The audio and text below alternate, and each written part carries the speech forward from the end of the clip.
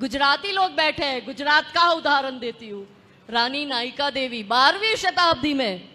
मोहम्मद गौरी को पता चलता है कि पाटन के राजा की डेथ हो जाती है,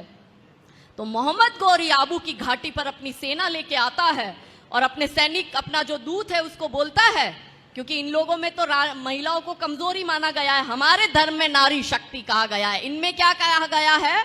कि महिला जो है वो क्या है, खेती है, उसको जितना मर्जी उतना जोतो, और वो मात्र बच्चा करने की मशीन है, और आपके जो अंदर की काम तृष्णा है उसकी पूर्ति मात्र उपभोग की वस्तु महिला है, ऐसा इनमें कहा गया है। तो ये बाबर, औरंगजेब, खिलजी की औलादों को भी, मोहम्मद गौरी की औलादों को भी यही लगता था कि ये आर्य भूमि की आर्य वीरा भी एक तुच्छ नारी तो है, उपभोग की वस्तु तो है। तो उसके दूत को भेजा, दूत गया रानी नायिका देवी के पास, जो हमारी पाटन की रानी, और उस समय स्टेट व्यवस्था होती थी, तो भारत के टॉप 3 स्टेट में से, ऐसे साम्राज्य में से जो सबसे समृद्ध है उसमें से एक पाटन था, हमारे गुजरात का। रानी के पास वो दूत आता है और रानी नायिका देवी को कहता है कि मोहम्मद गौरी सेना लेके घाटी पे आ गया है, मोहम्मद गौरी की 3 शर्तें हैं, यदि आप ये तीनों शर्तें मानती हो तो मोहम्मद गौरी आप पर अटैक नहीं करेगा, आपके राज्य पर अटैक नहीं करेगा। रानी ने कहा शर्त बता। उसने कहा पहली शर्त इस्लाम स्वीकार करो, दूसरी शर्त मोहम्मद गौरी से निकाह करो, और तीसरी शर्त आपके पाटन का जितना भी धन धान्य है वो सब मोहम्मद गौरी को सौंप दो। रानी ने कहा, रानी बड़ी होशियार हो, बचपन से ट्रेंड हुए होते हैं, अब की तरह थोड़ी है, अभी हम सिर्फ नाम में हैशटैग महिला शक्ति है, एक्चुअली में हम सबसे कमजोर समाज है। तो रानी नायिका देवी ने कहा कि मुझे तेरे राजा की तीनों शर्तें मंजूर है, जा मोहम्मद गौरी को जाके मेरा मैसेज दे दे।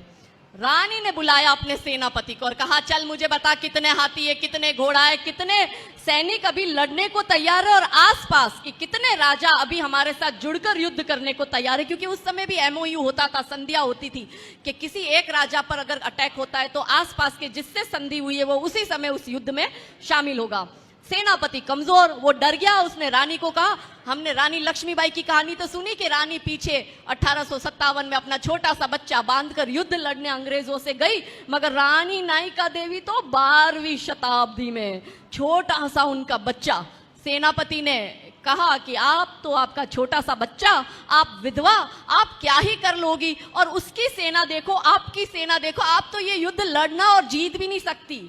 रानी क्रोधित हो गई ऐसी कमजोरी वाली बातें सुनकर। रानी ने उस सेनापति को वही निकाला, खुद ने सेना की कमान अपने हाथ में ली और रानी ने पूरी स्ट्रेटजी बनाई, और रात में आबू की घाटी पर जब मोहम्मद गौरी की सेना सो रही थी तब रानी ने उस पर आक्रमण किया और उनकी पूरी सेना को काट कर मार कर खत्म किया। और मोहम्मद गौरी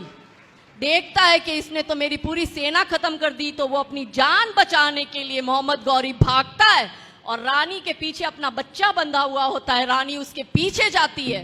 और रानी देखती है कि वो मेरी पहुंच से थोड़ा दूर हो गया है, तो रानी के हाथ में जो बड़ी सी कटार थी, रानी ने वही मोहम्मद गौरी को पीछे से मारी, और मोहम्मद गौरी सीधा सिंध जाके रुका, और उसको पता चला कि ये रानी ने मुझे, जिस जगह रानी की कटार लगी है, इसने तो मुझे आजीवन नपुंसक बना के भेज दिया है।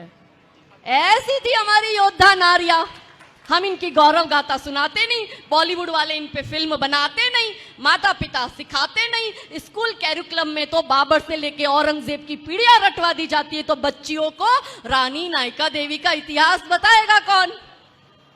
हमारी बच्चियां वो देखती है करीना खान को, फिर उसको वो शाहरुख, सलमान, सैफ अली खान ही तो पसंद आएगा। आपने, हमने अपनी बेटियों को यदि नायिका देवी की गौरव गाथा, यदि जीजा माता की गौरव गाथा सुनाई होती तो कोख से छत्रपति शिवाजी महाराज पैदा होते।